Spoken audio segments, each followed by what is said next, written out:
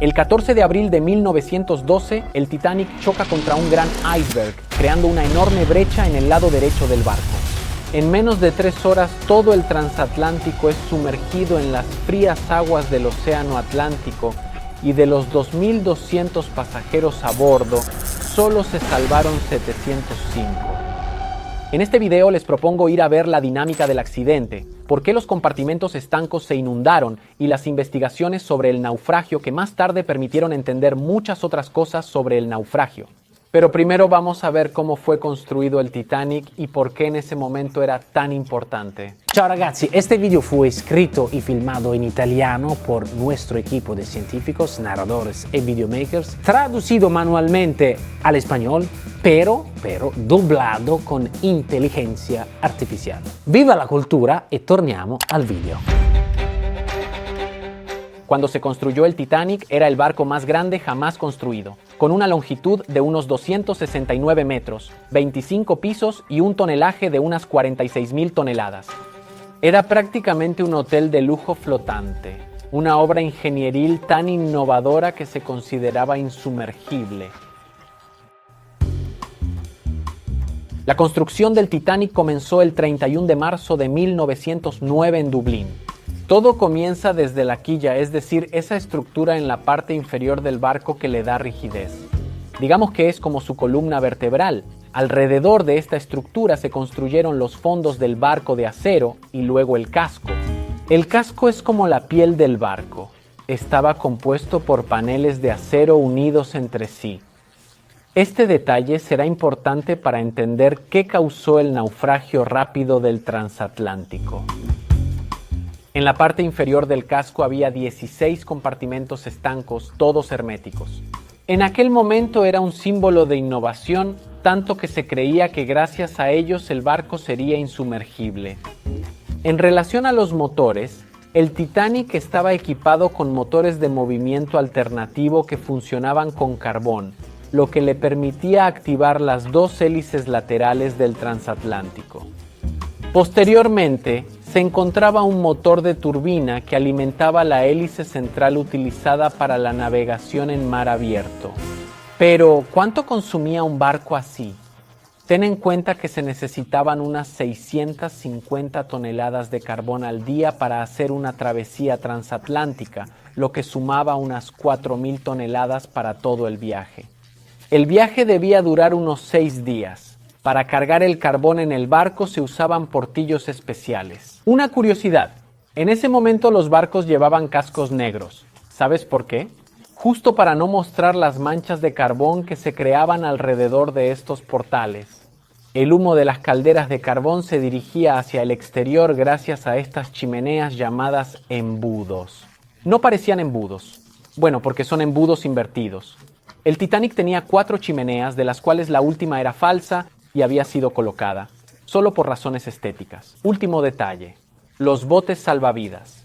A bordo había 20 botes salvavidas para una capacidad máxima de 1.178 personas. Incluso en el mejor de los casos, la mitad de la tripulación no habría tenido forma de salvarse en caso de un accidente. La idea de una tragedia, sin embargo, estaba muy poco presente y una vez terminada la construcción, el Titanic estaba listo para zarpar en su primer crucero.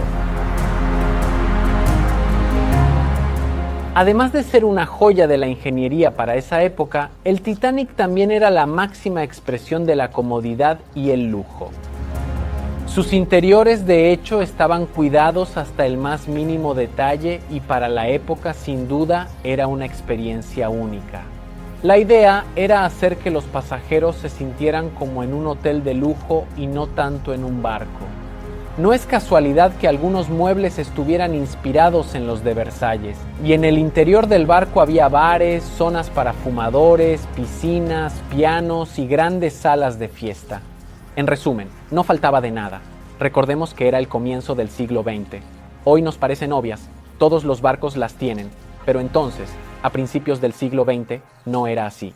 El primer y único viaje del Titanic fue el inaugural del 10 de abril de 1912, dirigido por el capitán Edward John Smith, y que originalmente estaba planeado que durase 6 días. Se cree que el Titanic zarpó de Southampton en Inglaterra hacia Nueva York directamente sin escalas debido a la película con Leonardo DiCaprio. Pero en realidad, antes de la travesía se hicieron 2 paradas para recoger pasajeros, una en Cherburgo, Francia, y otra en Queenstown, Irlanda. Había 2.220 personas a bordo del barco durante la travesía. A lo largo de la ruta del Titanic hay un área que ya en ese momento era conocida por sus icebergs.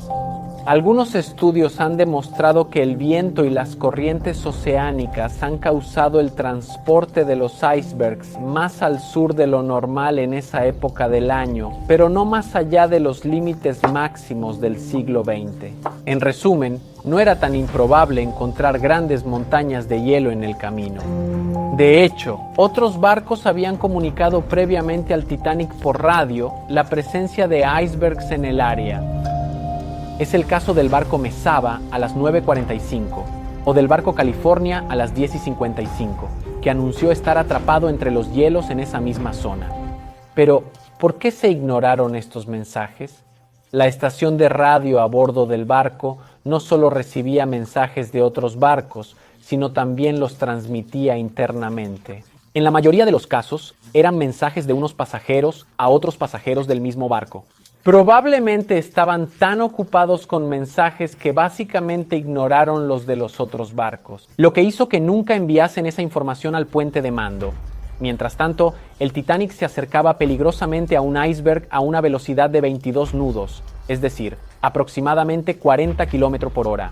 A las 23:35 se avista un enorme iceberg frente a la isla de Newfoundland, en Canadá.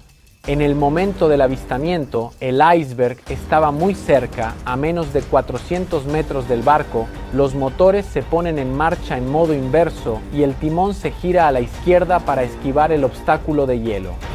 A las 11:40 de la noche, lamentablemente, la parte delantera derecha del casco golpea el iceberg, creando una serie de cortes de aproximadamente 90 metros de largo. Estas líneas rojas son las lesiones del casco por donde el agua no paró de entrar. La proa comienza a hundirse y alrededor de la medianoche comienzan a inundarse también los demás compartimentos estancos. ¿Por qué? ¿Cómo se inundan los compartimentos estancos? Estaban divididos solo por barreras verticales. El agua podía pasar por encima. Y de hecho, cuanto más se inclinaba el barco, más agua lograba saltar por los compartimentos. Cada inundación de un compartimento causaba una inclinación adicional en el barco. Como consecuencia, otros compartimentos se inundaban. Las imágenes muestran cómo todos los compartimentos de proa a popa fueron inundándose uno tras otro. No fueron diseñados correctamente. A las 2 de la madrugada, el barco estaba tan inclinado que las hélices estaban fuera del agua. A las 2:10, la proa del barco queda bajo el agua y la popa estaba inclinada a 45 grados. En este punto, el peso de las 3 hélices, alrededor de 100 toneladas, rompe en 2 la parte superior del transatlántico.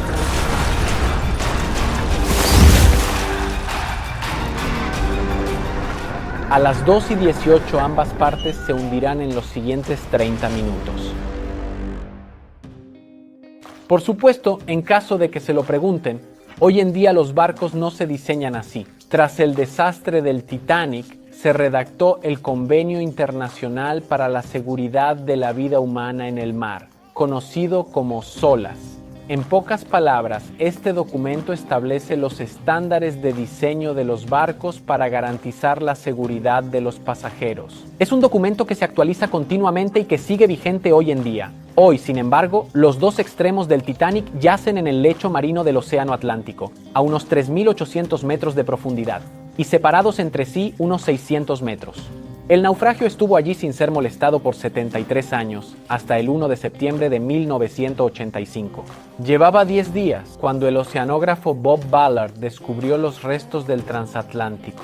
Entonces, ¿termina aquí la historia? Bueno, no exactamente. Una pregunta a la que nadie podía responder de manera segura era por qué el Titanic se hundió tan rápidamente. Según las declaraciones de los diseñadores, un barco tan vanguardista debería haberse hundido en un par de días, no en un par de horas. Aquí llegan investigaciones del naufragio. El hallazgo del naufragio sirvió para responder a esta pregunta.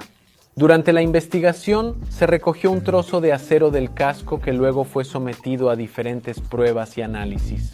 Las pruebas confirmaron que el casco del Titanic tenía acero de alto contenido de azufre. El azufre en el acero es una bestia fea porque reduce la flexibilidad.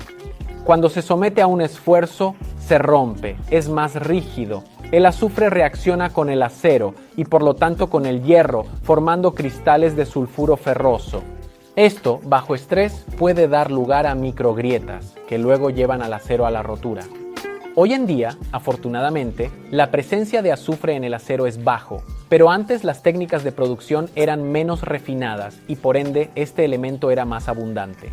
Moraleja: la presencia de azufre, la alta velocidad del impacto y la baja temperatura del agua canadiense hicieron que el casco y los remaches del Titanic se cortaran limpiamente al chocar con el iceberg. En cualquier caso, la del Titanic sigue siendo una gran tragedia que aún hoy se recuerda como uno de los peores desastres marítimos que jamás hayan ocurrido. Espero que nuestra historia haya sido interesante y haber podido ofrecerles detalles nuevos. Nos vemos como siempre aquí en Geopop, la ciencia en la vida cotidiana. ¡Chao!